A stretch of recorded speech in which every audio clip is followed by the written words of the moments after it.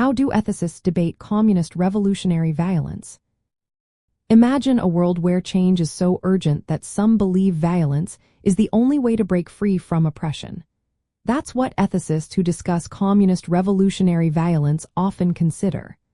They ask if violence can ever be morally justified when fighting against unfair systems. At its core, communist theory sees capitalism as built on exploitation and systemic violence. To change this, revolutionaries argue that force is necessary to overthrow oppressive governments and create a society based on equality and shared wealth.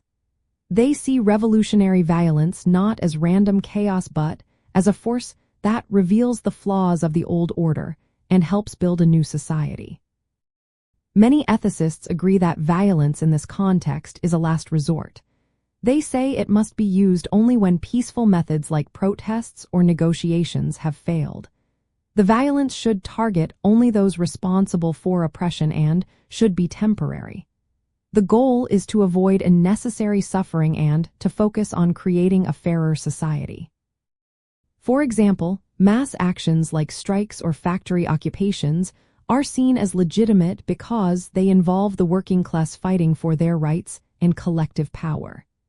These actions are more effective and morally acceptable than random acts of terror or violence by isolated individuals. Some ethicists critique both absolute pacifism and unrestrained violence. They argue that moral choices depend on the situation. If violence is used carefully and strategically, it can be justified. But if it spirals out of control or harms innocent people, it loses its moral ground. The debate often centers on how to balance the need for revolutionary change with the desire to minimize suffering. They ask questions like, when is violence morally permissible? How should it be carried out? And how does it serve the larger goal of human emancipation? In the end, many ethicists see revolutionary violence as a tool that can be justified if it's strategic, collective, and aimed at ending exploitation.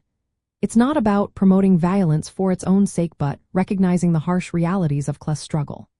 They believe that, in some cases, violence can be a necessary step toward creating a society based on justice and equality. The key is to use it wisely and ethically, always with the aim of building a better future.